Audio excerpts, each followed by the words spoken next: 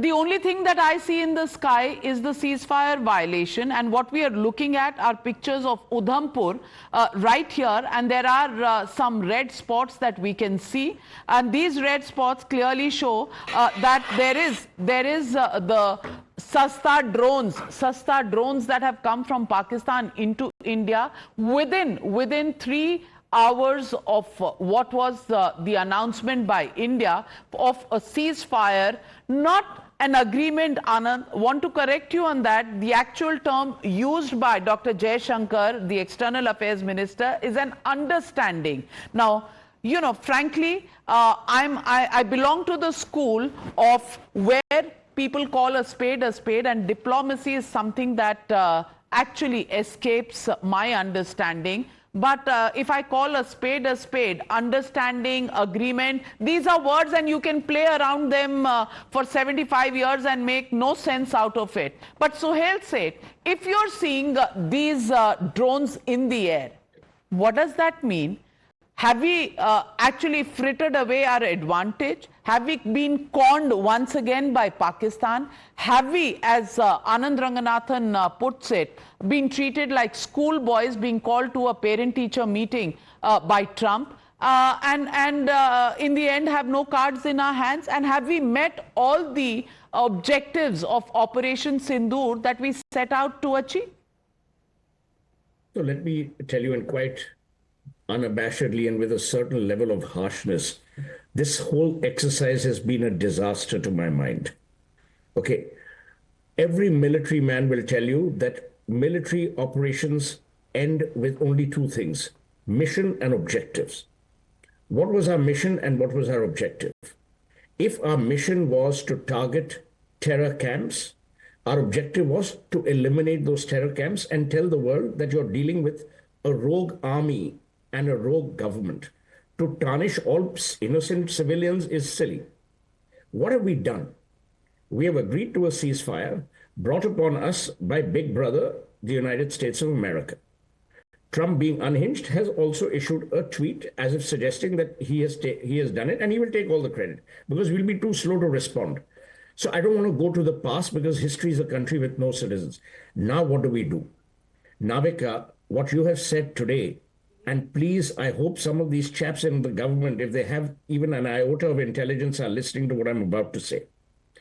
Please document and record all of this and flag it off to every international media organization where, by the way, our narrative is always subservient to the narrative of Pakistan, and tell the same people who are targeting you, saying that, look, we told you these people will not change, and see what has happened. The violation of a ceasefire is not just the violation of a ceasefire. It is the establishment of a long-standing intent of theirs. Their intent is to protect terrorists, not to protect their own citizens. I said that on your channel, on Pranesh's show last night. Brahma was there on the panel as well. Our fight is for humanity. Their fight, which means the Pakistan government and the Pakistan army, they fight to keep their terrorists alive. We fight to keep our citizens alive. That's the essential difference. It's humanity versus terrorism. We can't do anything about it until and unless we continue to badger and change the narrative and bring upon this. See, remember, Navika, there is no moral pressure that you can bring to bear on them because they're immoral. The government is immoral. The army is immoral. So if you talk about morality being the interjection or being the intervention point, forget it. They are not civil people. And I repeat, I'm talking about the army and I'm talking about the establishment. So what do? You now shift the battleground and you tell them that you thought that we had inflicted war.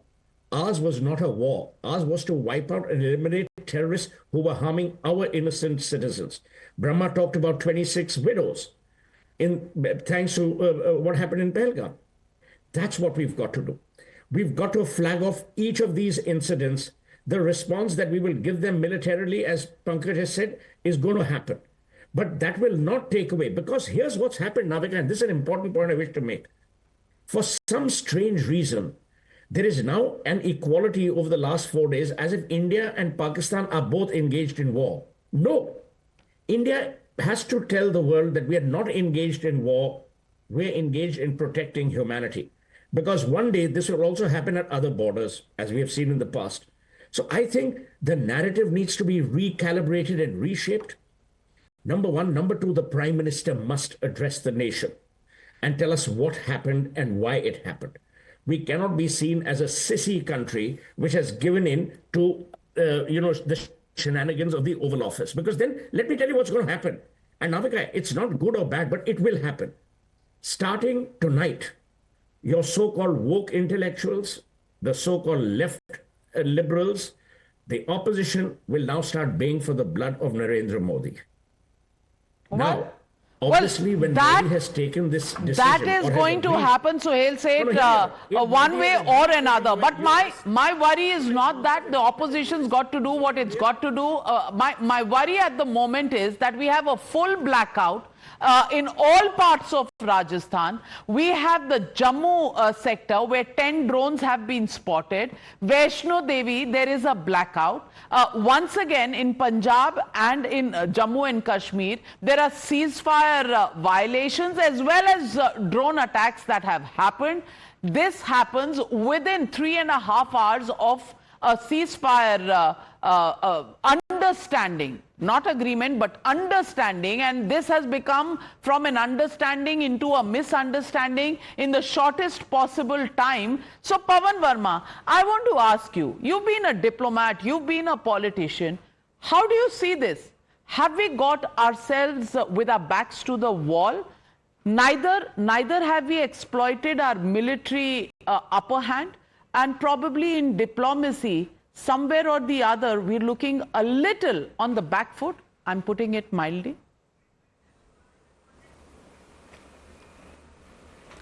Thank you, Navika. First of all, as a professional diplomat, I'm afraid I'm short of details. I respect the government's decision because it was in charge of Operation Sindoor. If it has within 3 days agreed to a ceasefire, I want much more to be available in the public realm as to what are the conditions, understanding or agreement on which it agreed to do so, what are the assurances it has got, what has been the role of America in brokering the deal, if any, and what were the pressures on Pakistan that led to the treaty or the agreement. When you said in your opening comments, Navika, that it was an unconditional surrender, I'm afraid the wording of what has been announced by the government does not say that. It says there has been a ceasefire understanding. It is not tantamount to unconditional surrender. So while I respect the government's decision, and I congratulate our valiant armed forces for what they have achieved in these 3 days, the question before my mind is whether we have fallen flat between two stools or not. The Prime Minister very clearly spelled out the goal of Operation Sindoor. He said that Pakistani-sponsored terrorism will be met with a resolute reply, and in his own words, of a magnitude in which unko mitti mein mila denge. Have we achieved even partially that purpose in terms of a sufficient degradation of their military apparatus? That is the question we have to ask ourselves, because that is what we had publicly said at the highest executive level is our mission. Secondly, we had said that we will destroy the terrorist infrastructure within Pakistan.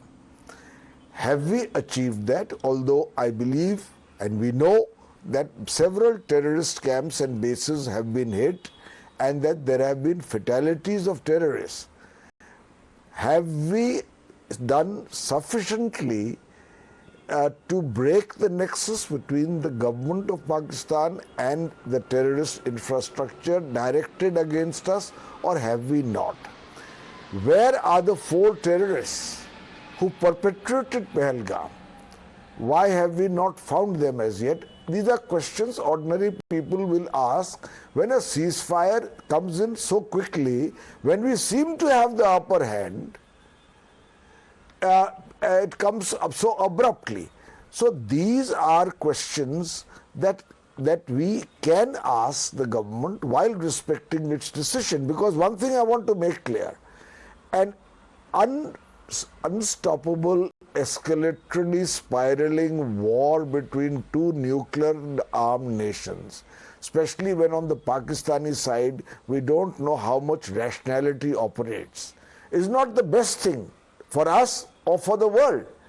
But we had set out to convey a You're certain right, and